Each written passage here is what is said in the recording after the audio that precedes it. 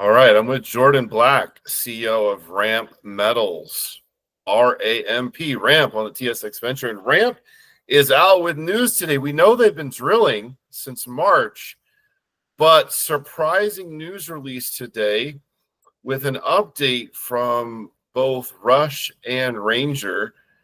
And it looks like really good news from Rush with a potential new VMS discovery. How are you today, Jordan?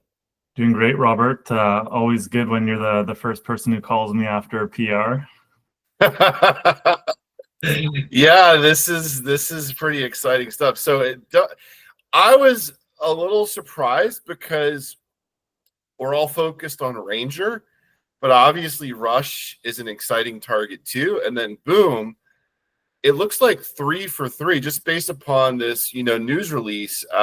The first 3 holes at Rush have all intersected sections of semi-massive and massive sulphide. So tell us about that. Yeah, look, we originally had that grab sample at surface. It was looking really good with the malachite staining.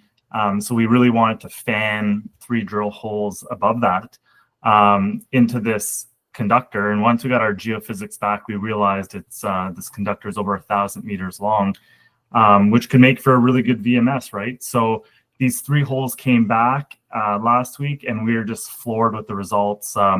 Hitting that massive sulphide zone around 60 meters, it was about 3 meters in length. If you look at that core in the press release, it's just core you don't see very often. Really nice massives with the chalcopyrite. So that's the first hole that you've drilled at this target. Yeah. And that's the beauty of like greenfield exploration, right? Every time we drill these targets, they're fresh and you don't know what you're going to encounter.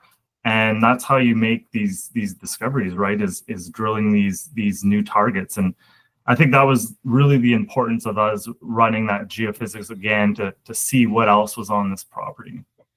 So let me ask you a little bit about these 3 holes at Rush, and then we'll obviously talk about Ranger.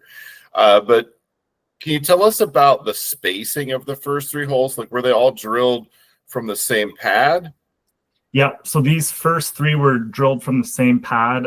We kind of fanned them out, right? One going straight and then just separating the other 2 out with different azimuths. Okay, got it. So how important was this new survey that you just flew that lit up this 1100 meter anomaly? Basically, did you just drill into the heart of the anomaly, or what did you use to guide the targeting? So airborne geophysics, 100-meter spacing is still not as accurate as you want it to be. So to really make sure we went right near the heart where we found those grab samples. And obviously we're very successful in these first 3 holes. Now we're going to want to step that out and just see if there's continuation there. Even with VMSs, they could undulate quite a bit. So we're already thinking, okay, do we follow this up with some downhole geophysics and then eventually maybe some ground geophysics to really tighten this up? Because as you know, drilling's expensive. So if we can find a way to target this to prove out how big it is with all the tools we have, that's what we're going to have to do here. Got it. So these holes so far, the 3 drilled to date at Rush, they seem like they're pretty shallow. And in hole 1, for example, you intersected sulphides at 12 meters depth, and then you got into semi-massives at 31 meters depth. So that's pretty shallow. So how deep were these 3 holes? And I mean, is this system just wide open at depth still? Yeah, so we drilled to about 180 meters, right? As you mentioned, we hit disseminated sulphides almost near surface all the way down to this massive zone, which is really good when you're looking to see how big the mineralization is, and when you're thinking economics down the road. You want people to be able to mine it with open pits, so they'll use that disseminated stuff, lower grade stuff at the surface, and then work your way into the thick of things. But we're not sure at this time how deep it goes. Like, if you look at the geophysics, the conductor is really big, and to make that type of signature, we're thinking maybe there's a deeper zone as well. So we got to either go back and test deeper here, or throw a couple holes in at the end of the program and go a bit deeper. Okay, so at the start of the program, you said 12 to 15 holes in this phase of drilling. Now you're saying we're going to drill more like 19 or 20 holes. So are all the additional holes, I guess, between 7 and 8, additional holes, are those all going to rush? Yeah, they'll be split between rush and rogue. So there may be some similarities with this rush target with some conductors near rogue. So we want to be able to test rogue and throw in a few more holes into this potential VMS and really see what we're dealing with here. Okay. So 3 holes drilled at rush. Did you rush the assays from rush? Yeah, that's funny. Look, no, we're not at that stage yet. We got to get all the core back, log it properly, then cut it. We're still a bit backlogged from all the Ranger holes, so we're almost done cutting those, and those will be shipped to the lab, and maybe we'll be able to ship a couple of these copper samples with the Ranger samples. I see. Okay. So where's the rig right now? The rig is on rush still. Okay, so you're drilling a 4th hole in rush, or is that? Yeah, we're gonna drill a couple more, and okay. yeah, and then we'll head over to Rogue for the final program, and I'm sure we'll get close to that 20 mark by the time. I see. So the rig is staying at rush, and then when it's done with these additional holes, it'll move to Rogue. Exactly. Yeah. Okay, got it. Ranger. So this is interesting because you drilled 7 holes now. It says completed at Ranger. 6 were drilled in the proximity of the discovery hole, the 73 grams over 7.5 meters. What are your geos telling you? I know you can't see the gold in the core. You have no idea what the grades are at this point, but what are your geos telling you here? So first of all, we're looking to chase down the quartz diorite, and so far so good. They're really happy. They found a lot of it. It's looking like an intrusion. It's pretty thick. Another thing they're looking for, these mafic dikes that cross-cut the quartz diorite. And if you look in the PR, we did put a couple of pictures of the core. We think those are potentially can be transporters of the gold. So we did hit a bunch of those, which we're happy about, and also a lot of this hematite alteration, which could be associated with what we're looking for. So the guys are really happy. They're hoping they can get this core in the lab and see what's actually there, right? Because as you mentioned, and what we've been saying for months, is it's really fine grain. So to actually go find VG, you've got to cut the core, put it under a scope, and then you see specks of gold. Which, like I said before, they haven't even finished cutting all the core yet. So a bit behind on that, but we're hoping to speed that up soon and get it to the lab as soon as possible. Okay, so you guys really got this news out to the market as fast as you could, really. And Exactly. there's still a lot of work going on in the field to get all this core shipped off to the lab. So just me being an observer and looking at the core pics here from Ranger, I see some markings on here, and I'm just making up that this was drilled to a similar depth, at least one of these boxes that you're showing the core from, to a similar depth as Ranger 1, where it hit that nice sweet spot. Oh yeah, we definitely went past that zone in most of these holes, and even a couple deep holes over 300 meters. Okay, very good. Okay, so what do you? There's some. I'm hearing some news about staking in the area. What are you hearing about that?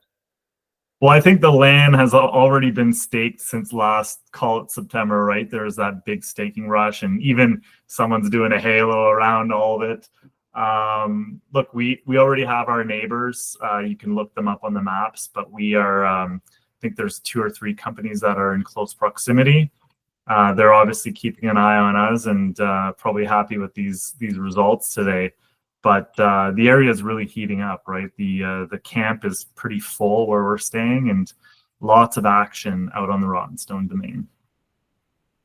Yeah, so to go from the Ranger discovery with those gold grades and now potential VMS, not too far away from Ranger, this is very exciting. There was a lot of activity here, and this could be a new belt that's forming. Yeah, I imagine, like, look, if we found two different zones in just one season, essentially, right, in 1 year, we have 30,000 hectares to explore. There could be multiple pods like this, multiple different zones. We have to figure out the relationship between these sulphides and the zones, and some's magmatic and some of it's VMS. So once we figure that out and eventually fly the whole property with geophysics, we can see maybe if we're going to hit a couple more of these, if lightning can strike 2 or 3 times, right?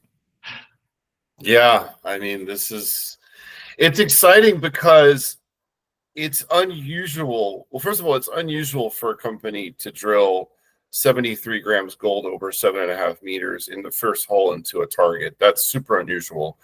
And then you literally work up this rush target over the subsequent year. And then the first 3 holes into that target, you're tagging into semi-massive and massive sulphides in your first 3 holes. So that's stuff that we don't really see very often. Yeah, I think it just goes back to what Garrett and Brett are saying, our 2 geos and the guys who really founded the property, is when you're out there exploring new targets, especially these sulfide targets in different zones, there's a lot more to uncover than if you're just going to extend a resource, right?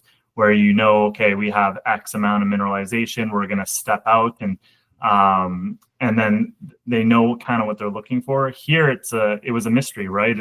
We have maybe these 4 anomalies on the site, and you're drilling them, and you either make a discovery or you don't, right? Some of them will be pyrrhotite, right? Like a lot of the hole at Rogue originally was pyrrhotite, and that's what the conductor was. But then 3 kilometers over, you hit this nice VMS that could end up being a really big site.